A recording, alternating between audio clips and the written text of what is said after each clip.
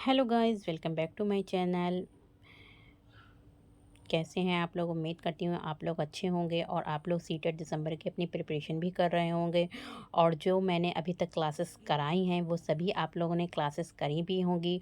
और इसके साथ ही साथ देखिए, जो भी आपकी एनसीईआरटी चल रही है, तो क्लास थर्ड की आपकी एनसीईआरटी चल रही है, कंप्लीट होने वाली है। जिन लोगों ने वो वीडियोस नहीं देखी हैं, आप लोग एनसीईआरटी, आप लोग बहुत से लोग कहते हैं कि एनसी ईवीएस की कैसे प्रिपरेशन करें, तो इसके ईवीएस के लिए आप खुद भी एनसीईआरटी की पढ़ सकते हैं, क्लास थर्ड टू फिफ्थ की। या फिर आप लोग मेरे चैनल से भी पढ़ सकते हैं, बहुत ही शॉर्ट शॉर्ट वीडियोस हैं, तो आप लोग जाकर वीडियो को ले सकते हैं, देख सकते हैं। उसके साथ ही साथ एक शॉर्ट नोट भी तैयार कर सकते हैं क्लास थर्ड की एनसीईआरटी का। और उसके बाद जब हम क्लास फोर्थ की एनसीईआरटी कराएंगे तो वो भी आप लोग एक शॉर्ट नोट तैयार कर लेंगे।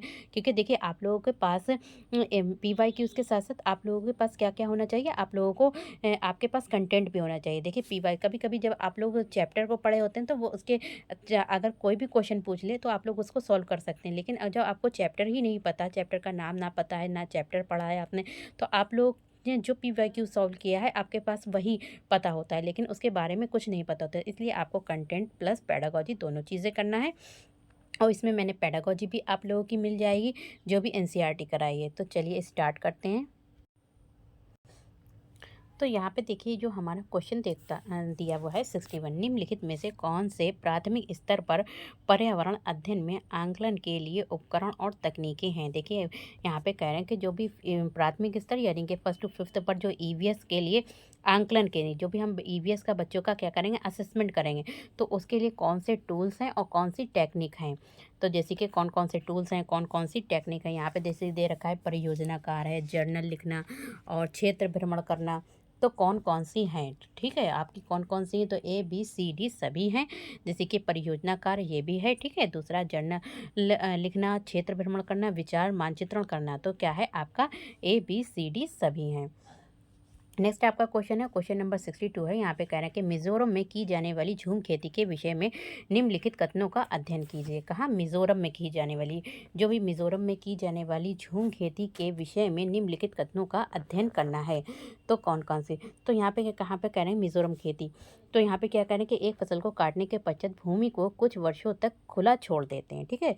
और दूसरा यहाँ पे कह रहे हैं कि बी कह रहे हैं कि इस भूमि पर उगने वाले बांस और खपतवार को काट कर क्या कर दिया जाता है, काटकर उन्हें क्या कहते हैं, जला दिया जाता है। तीसरा यहाँ पे कह रहे हैं कि बीज बोने से पहले भूमि की गहरी जुताई की जाती है। और चौथा यहाँ पे कह रहे हैं कि एक ही खेत में तीन चार भिन्न भिन्न प्रकार की फसलें उगाई जाती हैं। और चौथा पांचवा यहाँ पे कह रहे हैं कि आवश्यकता अनुसार रासायनिक उर्वरकों और कीटनाशकों का उपयोग भी किया जाता है। तो 5 ऑप्शन दे रखे हैं, तो इनमें से सही कथन बताना है, ठीक है। यहाँ पे 5 ऑप्शन आपको पढ़ लिए, तो इसमें जो सही कथन है वो आपके कौन कौन से हैं। तो इसमें जो है आपका एक कथन राइट है, ठीक है। यहाँ पे अगर हम राइट की बात करें तो ए कथन आपका क्या है, राइट है, ठीक है, ये ए। तो इसको हम इस तरीके से कर सकते हैं कि यहाँ पे जो हमारी मिज़ोरम में खेती होती है, तो एक फसल को काटने के पश्चात भूमि को कुछ वर्षों तक क्या कर देते हैं, खुला छोड़ देते हैं। और सेकंड आपका क्या है, बी है। यहाँ पर कह रहे हैं कि बी, तो बी क्या बता रहे हैं कि यहाँ पे इस भूमि पर उगने वाले बांस और खपतवार को काट कर क्या कर दिया, जला दिया जाता। और डी यहाँ पे बता रहा है कि एक ही खेत में तीन चार भिन्न भिन्न प्रकार की फसलें उगाई जाती हैं। तो आपका सही क्या है, तो सही ऑप्शन आपका क्या है, बी है, ए बी डी। नेक्स्ट आपका क्वेश्चन है, क्वेश्चन नंबर 63 है। यहाँ पे कह रहे हैं कि पर्यावरण अध्ययन के शिक्षण से उन प्रक्रिया आधारित कौशलों को बढ़ावा दिया जाना चाहिए। यानी कि पर्यावरण अध्ययन के शिक्षण से, यानी कि जब हम बच्चों को पर्यावरण ईवीएस पढ़ा रहे हैं तो उनसे जो है उन प्रक्रियाओं आधारित कौशलों को बढ़ावा देना चाहिए, जो पूछताछ आधारित प्रत्यक्ष अनुभवों के केंद्र बिंदु हैं। निम्नलिखित में से कौन सा एक ऐसा कौशल नहीं है, जैसे कि पूर्वानुमान है, निष्कर्ष कौशल है, निर्धारण अवलोकन है। तो इसमें से कौन सा नहीं है, तो जैसे कि निर्धारण है, तो ये क्या है, तो ये जो है एक कौशल नहीं है, ठीक है, जिससे बच्चे जो हैं वो डायरेक्ट अनुभव यानी कि एक्सपीरियंस कर सकें। नेक्स्ट आपका क्वेश्चन है, यहाँ पे क्वेश्चन नंबर 64 है। यहाँ पे कह रहे हैं कि राधा विभिन्न प्रकार के यात्रा टिकटों का उपयोग करती है। देखिए राधा जो है वो विभिन्न प्रकार के अलग अलग यात्रा के जो टिकट होते हैं उनका क्या करती है, यूज़ करती है। ऐसे टिकटों के उपयोग से निम्नलिखित में से किस संकल्पना पर प्रभावपूर्ण ढंग से चर्चा की जा सकती है। ये दे रखा है कि अलग अलग साधनों से यात्रा करने पर यात्रा की लागत भी भिन्न होती है। देखिए बिल्कुल सही है। देखिए आप बस से जाएंगे तो उसका टिकट अलग होगा, ट्रेन से जाएंगे तो अलग होगा, ठीक है, ऑटो से जाएंगे तो अलग होगा। तो यहाँ पे ये कहा गया है। बी यहाँ पे कह रहे हैं कि यात्रा की लागत उस वाहन द्वारा प्रयुक्त ईंधन पर निर्भर होती है। सी यहाँ पे कह रहे हैं कि सार्वजनिक परिवहन से एक स्थान से दूसरे स्थान जाने के लिए हमें टिकट चाहिए होता है। मान लीजिए कि आप यहाँ पर मान लीजिए कि आप मुंबई से दिल्ली आएंगे तो आप लोगों को क्या ज़रूरत होगी, तो उसके लिए आपको टिकट चाहिए होगा। और डी यहाँ पे कह रहे हैं कि आरक्षण प्रक्रिया की समझ। तो यहाँ पे सर्वाधिक उपयुक्त विकल्प चुनना है। तो सबसे सबसे सर्वाधिक उपयुक्त विकल्प कौन कौन से हैं, तो सर्वाधिक उपयुक्त जो विकल्प हैं वो कौन सा है, ए और सी है, ठीक है। ए अलग अलग साधनों से यात्रा की लागत भिन्न भिन्न होती है। और सी यहाँ पे कहने के सार्वजनिक परिवहन से एक स्थान से दूसरे स्थान तक जाने के लिए हमें काय की टिकट की आवश्यकता होती है। यानी कि सार्वजनिक परिवहन जो हमारे मतलब गवर्नमेंट वाले हैं, जैसे कि बस है या फिर हमारी ट्रेन है या फिर हमारा क्या है प्लेन है, तो इससे जाने के लिए हमें क्या होती है मतलब जो मतलब पब्लिक वाले हैं जो हम गवर्नमेंट हैं, तो उससे जाने के लिए हमें क्या होती है, टिकट की आवश्यकता होती है। तो आपका ऑप्शन जो है वो राइट ऑप्शन क्या हो जाएगा, सी हो जाएगा, ए सी। नेक्स्ट आपका क्वेश्चन है, क्वेश्चन नंबर है आपका 65। प्राथमिक कक्षाओं के विद्यार्थियों को मानचित्र शिक्षण के लिए मानचित्र शिक्षण यानी कि जो मैप की टीचिंग करा रहे हैं बच्चों को, उसके लिए निम्नलिखित में से कौन सी युक्ति सर्वाधिक उपयुक्त प्रतीत होती है। देखिए बच्चे हैं, छोटे बच्चे हैं, तो उनको हम मैप समझा रहे हैं, ठीक है। तो मैप समझाने के लिए कह रहे हैं कि सबसे उपयुक्त विधि कौन सी हो सकती है। तो कौन सी हो सकती है, तो शिक्षार्थियों की सहायता करना। बच्चों की हम क्या करेंगे, यहाँ पे सहायता करेंगे कि वे अपने ही संकेतों का उपयोग करते हुए अपने निकटतम परिवेश का मानचित्र बनाएं, ठीक है। यहाँ पे बच्चे क्या करेंगे, अपने ही संकेतों का उपयोग करें कि यहाँ पर देखिए मान लीजिए कि ये इनका स्कूल है, यहाँ पर इनका घर है, और निकटतम परिवेश जो भी उनके आसपास का जो भी इन्वायरमेंट है उनका क्या बनाए, मानचित्र यानी कि मैप बनाएं, तथा वस्तुओं की सापेक्ष स्थिति और दिशा पर ध्यान केंद्रित करें। जो भी वस्तुएं हैं उनकी जो सापेक्ष स्थिति है, दिशा यानी कि जो भी डायरेक्शन है, मान लीजिए कि उनका स्कूल जो है वो उत्तर में है, तो उसको अच्छे से क्या करें, मतलब दिखाएं, ठीक है। या फिर दक्षिण में घर है, तो जो चीज़ें हैं तो उनको चीज़ों को शो करना है। तो ये क्या है, एक अच्छा युक्ति है। नेक्स्ट आपका क्वेश्चन है, क्वेश्चन नंबर 66 है। यहाँ पे कह रहे हैं कि कक्षा 5 की अध्यापिका माहिका चाहती है कि उसके विद्यार्थी आसपास के पौधों का अवलोकन करें। देखिए क्लास 5 की, मान लीजिए आप क्लास 5 को पढ़ा रहे हैं, आप एक टीचर हैं क्लास 5 के, और आप चाहते हैं कि जो भी आपके स्टूडेंट हैं वो क्या करें, आसपास के पौधे जो भी जहाँ पे पढ़ा रहे हैं, जो भी वहाँ पर आसपास के जो भी पेड़ पौधे हैं उनका क्या करें, ऑब्जर्व करें, अवलोकन करें। सार्थक अधिगम यानी कि हम चाहते हैं जो अधिगम है वो सार्थक हो, निरर्थक ना हो, उसका कुछ ना कुछ अर्थ हो। यानी कि जो अधिगम कर रहे हैं उसका अर्थ हो। सीखने के लिए उसे बच्चों को क्या करने के लिए प्रोत्साहित करना होता है। तो आप चाहते हैं कि जो बच्चे हैं, आप चाहते हैं कि आप अपने बच्चों को पढ़ाना चाहते हैं, और पौधों को चाहते हैं कि जो भी है पौधे हैं उनका अवलोकन करें। तो इसके लिए आपको क्या करना होगा, तो कैसे अपने बच्चों को प्रोत्साहित यानी कि करेंगे, इनकरेज। तो हम यहाँ पे कह सकते हैं कि बच्चों से कह सकते हैं कि उनकी ऊंचाइयाँ, पत्तियाँ, गंध और उगने के स्थानों में अंतर का अवलोकन करना। जैसे कि ये मान लीजिए कि यहाँ पर बच्चे हैं, बच्चे क्लास में बैठे थे और यहाँ पे हम उन्हें ग्राउंड में ले आए, ठीक है। तो यहाँ पे ग्राउंड में ले, यहाँ पर क्या है, अलग अलग तरीके के पेड़ हैं। तो हम बच्चों से कह सकते हैं कि देखिए इनकी पत्तियाँ कैसी हैं, इनकी कौन सा पेड़ ऊंचा है, कौन सा पेड़ नीचा है, किसकी पत्ती कैसी है, किसी की पत्ती जैसी कि नुकीली होती है, ठीक है, और किस में कौन सी गंध आ रही है, ठीक। और या फिर किसका स्थान, उगने का स्थान का अंतर बताना होगा। तो हम इसके लिए क्या करेंगे, बच्चों को प्रोत्साहित कर सकते हैं। नेक्स्ट आपका क्वेश्चन है, क्वेश्चन नंबर 67 है। यहाँ पे कह रहे हैं कि प्राथमिक स्तर पर पर्यावरण अध्ययन पढ़ाने के लिए निम्नलिखित में से कौन सा पहलू सबसे महत्वपूर्ण होना चाहिए। तो हम चाहते हैं कि बच्चों को ईवीएस पढ़ाने के लिए निम्नलिखित में से कौन सा पहलू जो है महत्वपूर्ण होना चाहिए। कौन सा होना चाहिए, यहाँ पे सीखने वालों को प्राकृतिक और सामाजिक सांस्कृतिक पर्यावरण से जोड़ना। जैसे जो बच्चे कौन है, सीखने वाले कौन है, यहाँ पे हमारे स्टूडेंट हो सकते हैं। तो हम उनको क्या करेंगे, नेचुरल यानी कि प्राकृतिक और सामाजिक सांस्कृतिक यानी कि जो भी हमारा सोशल कल्चर है उससे क्या करेंगे, उसके इन्वायरमेंट से बच्चों को हम क्या करेंगे, जोड़ेंगे। तो ये क्या है, एक महत्वपूर्ण विधि है, पहलू है। नेक्स्ट आपका क्वेश्चन है, क्वेश्चन नंबर 68 है। यहाँ पे कह रहे हैं कि प्राथमिक स्तर पर मानचित्रांकन सिखाने से शिक्षार्थियों में निम्नलिखित में से कौन से कौशल को बढ़ावा मिलता है। जैसे कि बच्चों को मैपिंग कराना सिखाने से इससे क्या होगा, तो इससे बच्चों में क्या होगा, तो इससे बच्चों में जो है सापेक्ष स्थिति, तो बच्चे जो हैं किसी की स्थिति को जानेंगे, कंडीशन को जानेंगे और दिशा का भी बोध होगा। तो बच्चों को जैसे कि कुछ उत्तर में है, कौन सी चीज़ दक्षिण में है, कौन सी पूरब में है, कौन सी पश्चिम में, तो इसका सभी का मैपिंग से क्या होगा, उन्हें ज्ञान होगा।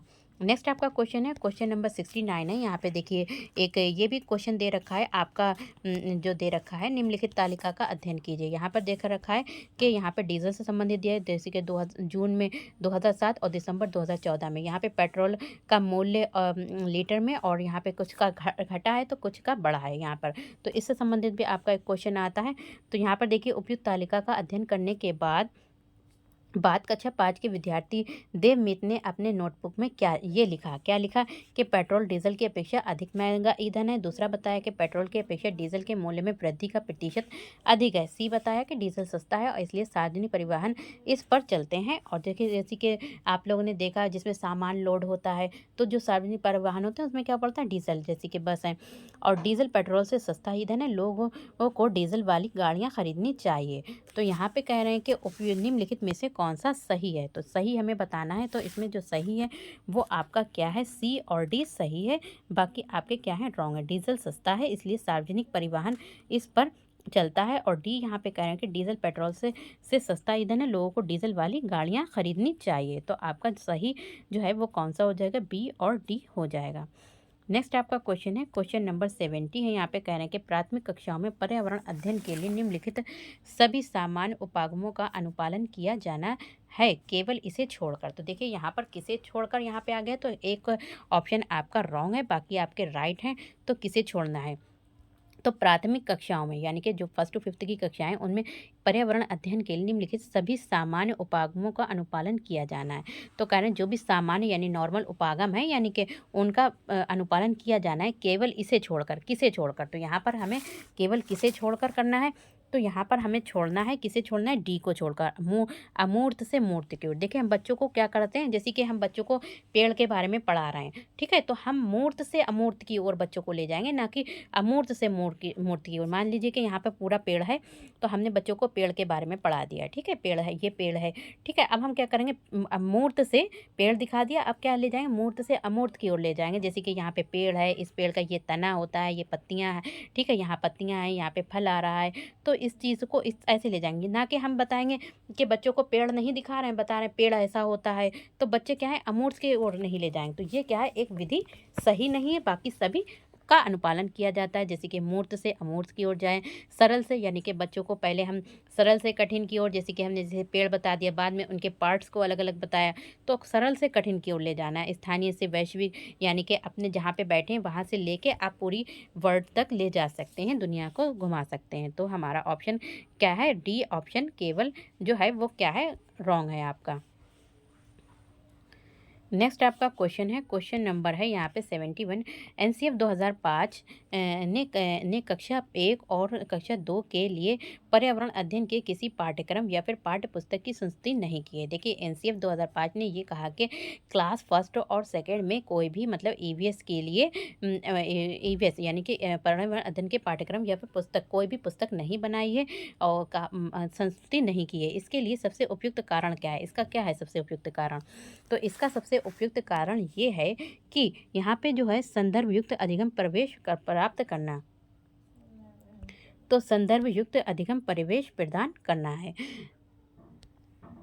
नेक्स्ट आपका क्वेश्चन है, क्वेश्चन नंबर यहाँ पर हो गया आपका 71, तो इसका डी ऑप्शन हो जाएगा। और 72, एक अध्यापक को कक्षा 4 के विद्यार्थियों को हमारे देश के भोजन की सांस्कृतिक विविधताएं पढ़ानी है। यहाँ पे कह रहे हैं कि क्लास 5th 4th के आप मान लीजिए एक टीचर हैं और अपने बच्चों को पढ़ाना चाहते हैं कि हमारे देश के भोजन, देखिए सभी जगह एक पूरे देश में अगर बात करें, कंट्री में बात करें, तो अलग अलग भोजन होते हैं, अलग अलग उनका कल्चर होता है, अलग अलग उनके करने का पकाने का तरीका होता है, सांस्कृतिक विविधताएँ पढ़ानी है कि किस तरीके से अलग-अलग तरीके के भोजन बनते हैं और किस-किस तरीके से खाया जाता है।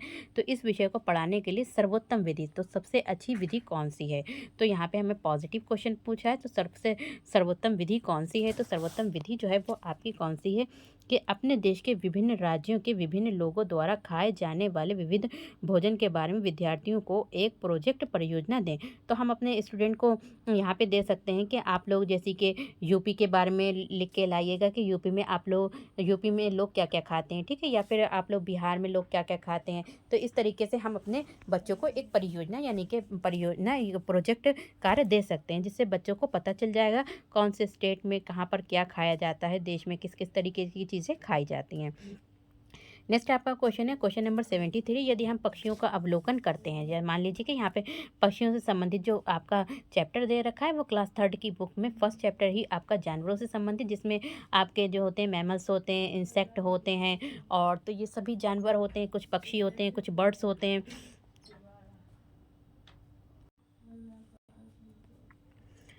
तो यदि हम पक्षियों का अवलोकन करते हैं तो हम ये पाते हैं, ठीक है? आप लोग ने जब आप लोग पक्षी जैसे कि तोता है, गिद्ध है, चील है, उनको बहुत ही अच्छी तरीके से देखते हैं, तो आप ये पाते हैं कि अधिकांश पक्षी अपनी गर्दन अत्यधिक हिलाते हैं, ठीक है? तो आप लोग जब ज़्यादा से ज़्यादा उनको देखेंगे तो पता चलेगा कि बहुत सारे पक्षी जो होते हैं वो ज़्यादातर अपनी गर्दन जो भी नेक होती है वो उसको ज़्यादा हिलाते हैं। तो इसका कारण क्या है? तो ज़्यादा पक्षी अपनी गर्दन हिलाते हैं तो इसका कारण ये होता है कि अधिकांश पक्षियों के नेत्र जो होते हैं वो स्थिर होते हैं, ठीक है? एक ही जगह पर होते हैं। जो उनकी आइज़ होती हैं वो क्या होती हैं? स्थिर होती हैं और वो घूम नहीं सकती। जैसे कि आप लोग की आइज़ हैं, तो मनुष्य की आइज़ तो ऊपर-नीचे, आगे-पीछे आप लोग कर सकते हैं। लेकिन जो होते हैं पक्षियों में जो नेत्र होते हैं वो स्थिर होते हैं। इसलिए वो क्या करते हैं? अपनी गर्दन को घुमाकर चीज़ों को देखते हैं। नेक्स्ट आपका क्वेश्चन है क्वेश्चन नंबर 74 है। रीना आम पसंद करती है, वो इन्हें जाड़े के लिए संरक्षित करना चाहती है। मान लीजिए कि आपको बहुत आम पसंद है और आप चाहते हैं कि आप इन्हें, देखिए आम जो होते हैं गर्मियों में आते हैं, तो आप चाहते हैं कि इन्हें आप लोग उनको सुरक्षित संरक्षित करके स्टोर करके रखना चाहते हैं। तो निम्नलिखित में से कौन सा तरीका संरक्षण के लिए सर्वाधिक उपयुक्त है? तो कौन सा है? तो यहाँ पर जो सर्वाधिक उपयुक्त तरीका है वो क्या है? अचार और आम पापड़ बनाना है, ठीक है? या तो आप अचार बनाकर रख सकते हैं या फिर आम पापड़ बनाकर आम को संरक्षित करके नियमित समय तक रख सकते हैं। नियमित समय यानी कि कुछ समय के लिए रख सकते हैं, हमेशा के लिए नहीं, यानी कि 2 से 3 साल रख सकते हैं, 2 साल रख सकते हैं, लेकिन हमेशा के लिए नहीं रख सकते हैं। क्वेश्चन नंबर 75 है। केरल के निकटवर्ती राज्य, देखिए जो केरल है उसके आसपास जो स्टेट हैं वो कौन से हैं? तो केरल के निकटवर्ती राज्य कौन सा है? तो केरल के जो आसपास हैं वो आपके क्या हैं? कर्नाटक, क्या से कर्नाटक, और फिर आ जाएगा तमिलनाडु। तो कौन से हैं केरल के निकटवर्ती राज्य जो हैं वो आपके कर्नाटक और तमिलनाडु हैं। तो केरल भारत का एक प्रांत है। इसकी राजधानी तिरुवनंतपुरम है, ठीक है? जो यहाँ की प्रमुख भाषा क्या है? मलयालम है। देखिए केरल केरल की जो भाषा जो है वो क्या है? मलयालम है।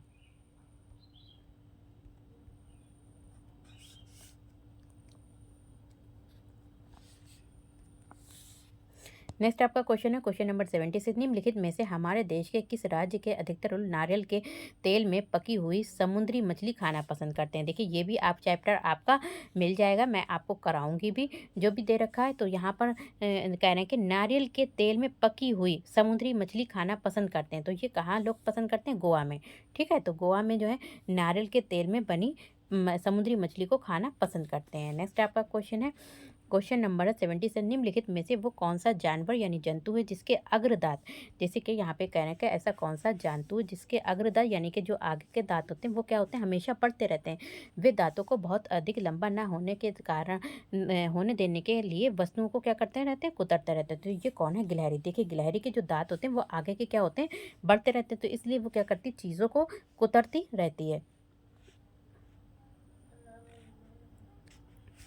नेक्स्ट आपका क्वेश्चन है क्वेश्चन नंबर है आपका 78। कोई किसान उर्वरकों और कीटनाशकों का अधिक उपयोग करता है। मान लीजिए कि आप एक किसान हैं और ज़्यादा से ज़्यादा यहाँ पे बहुत सारी खाद का यूज़ कर रहे हैं। तो इससे क्या उपयोग करेंगे? तो अपने खेतों को में बार बार धान की फसल उगा रहा है और अधिक उपयोग करके बार बार क्या कर रहे हैं? एक ही प्रकार की, यहाँ पे मान लीजिए एक खेत है आपके पास और यहाँ पर आप बहुत से ज़्यादा यहाँ पर खाद डाल रहे हैं, और एक यहाँ पर किसका, धान की फसल का क्या कर रहे हैं? बार बार बराबर धान को उगा रहे हैं। ऐसा करने से जो खेती होती है वो क्या खेत की जो मिट्टी होती है वो क्या होती है, तो ये खेत की जो मिट्टी होती है वो क्या होती है, बंजर हो जाती है एक ही तरह की बार बार फसल उगाने से। नेक्स्ट आपका क्वेश्चन है, क्वेश्चन नंबर 79 है, रेगिस्तानी ओक। देखिए इससे पहले की वीडियोज में भी हमने रेगिस्तानी ओक के बारे में पढ़ा था।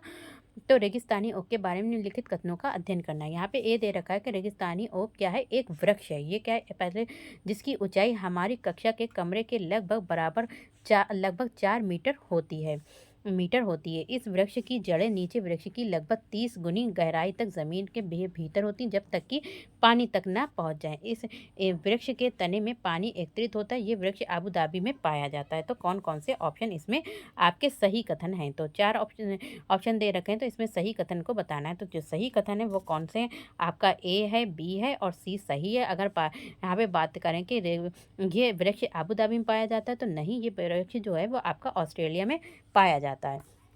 तो यहाँ पे कह रहे हैं जो रेगिस्तानी एक है वो कहाँ, आपका ऑस्ट्रेलिया में पाया जाता है। इसका वैज्ञानिक नाम भी है, ठीक है। और यहाँ पे अगर बात करें तो इसकी ऊंचाई लगभग 4 मीटर होती है।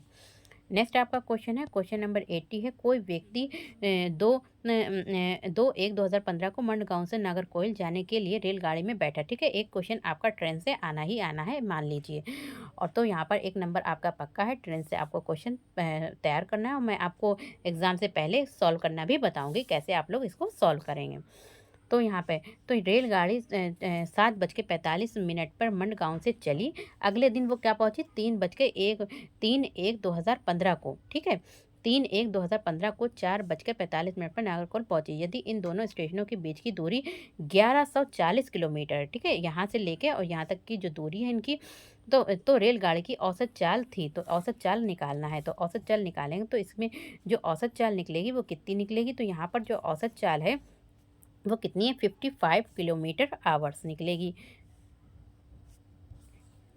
नेक्स्ट आपका क्वेश्चन है, क्वेश्चन नंबर 81 है, नई दिल्ली में रहने वाला कोई व्यक्ति पहले भोपाल मध्य प्रदेश और फिर रांची यानी कि झारखंड का भ्रमण करना चाहता है। उसकी यात्रा की दिशा क्या होगी, तो उसकी यात्रा की दिशा क्या होगी, पहले वो कहाँ जाएगा, दक्षिण दिशा में जाएगा,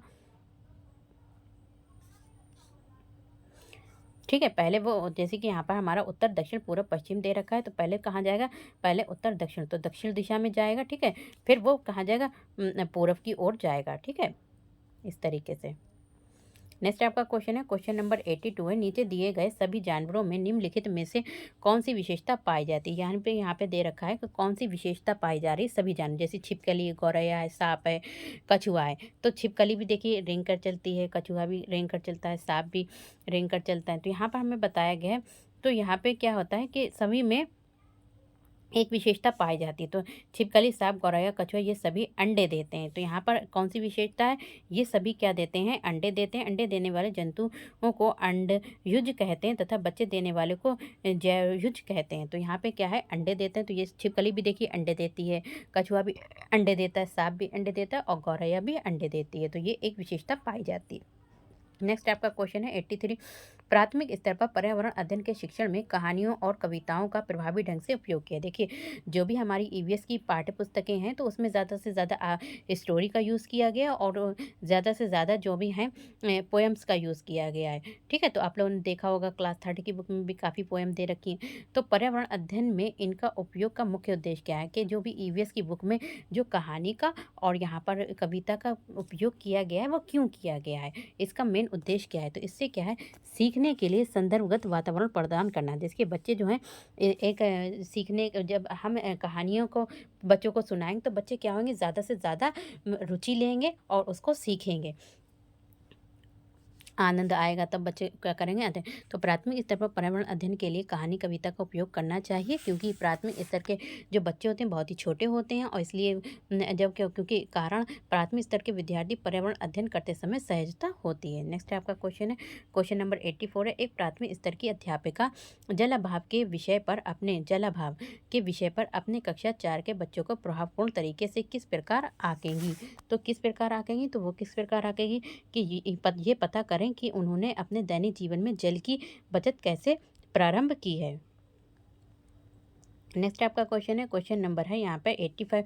आपके प्रधानाचार्य ने आपको कहा कि कक्षा 5 के विद्यार्थियों को शैक्षिक अवलोकन यात्रा के लिए ले जाएं। इस जैसे आपके प्रधानाचार्य जो भी प्रिंसिपल हैं उन्होंने कहा कि आपसे कहा कि जो भी मान लीजिए कि आप टीचर हैं और आपके प्रिंसिपल ने कहा कि आप अपने बच्चों को शैक्षिक यानी कि एजुकेशनल जो भी एजुकेशनल के ऑब्जर्वेशन के लिए क्या करें, बच्चों को यात्रा पर ले जाएं। तो इस अवलोकन यात्रा को सार्थक यानी कि सार्थक बनाएं। कोई ना कोई एक मतलब होता है बनाने के लिए। आप अपनी अब योजना में क्या सम्मिलित करेंगी, तो आप अपनी योजना में क्या सम्मिलित करेंगी, तो यहाँ पे जो आप अपनी योजना में सम्मिलित करेंगे कि क्रियाकलापों की एक स्त्रीकृत शीट उस स्थान के बारे में तैयार करना। सबसे पहले जहाँ पर हम जा रहे हैं, ठीक है, तो हम क्या है, टीचर आपके प्रिंसिपल ने बोला कि बच्चों को वहाँ पर ले जाओ, तो आप क्या करेंगे, क्रियाकलापों की जो भी एक्टिविटी वहाँ पर करोगी उसकी क्या है, आपको एक शीट उस स्थान के बारे में तैयार करना और प्रमाणिक तथा सार्थक अध्ययन के लिए उसे विद्यार्थियों के साथ यात्रा से पूर्व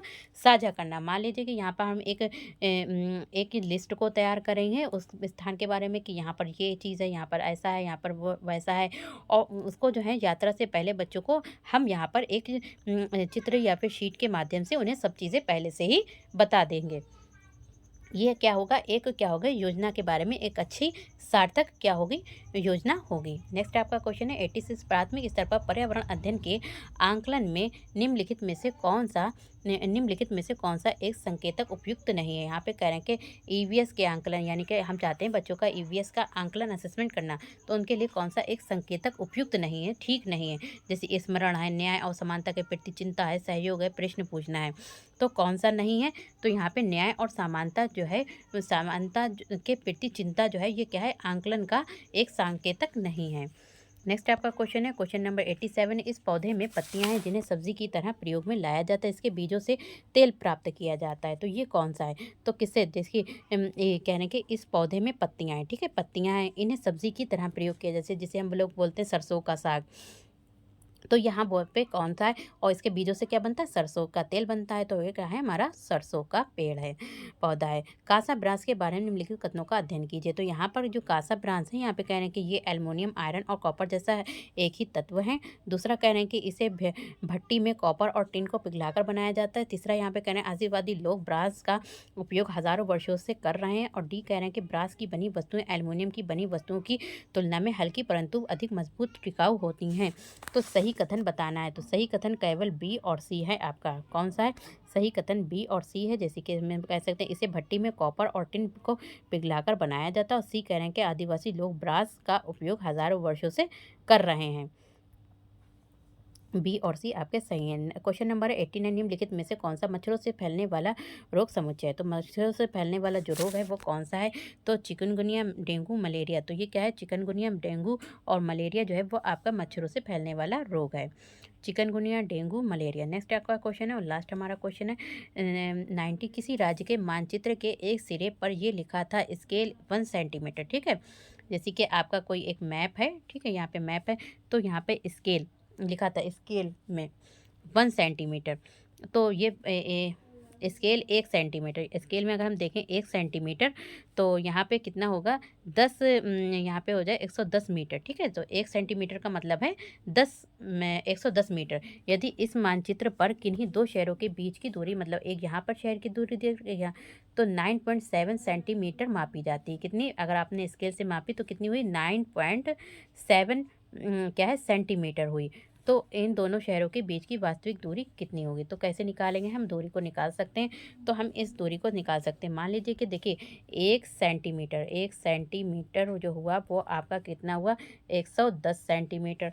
तो यहाँ पे अगर हम मान लीजिए 9 सेंटीमीटर को निकालेंगे, तो 9 सेंटीमीटर की हम मल्टीप्लाई कर सकते हैं 110 से, ठीक है, तो यहाँ पर हम इसको 110 से मल्टीप्लाई कर देंगे, और फिर हमारा बचेगा 7, ठीक है, तो 7 सेंटीमीटर, तो हम इस तरीके से भी निकाल सकते हैं। तो यहाँ पर हमारा जो निकल कर आएगा, तो इस तरीके से हम इनकी मल्टीप्लाई कर सकते हैं, या फिर आप डायरेक्ट भी कर सकते हैं मल्टीप्लाई।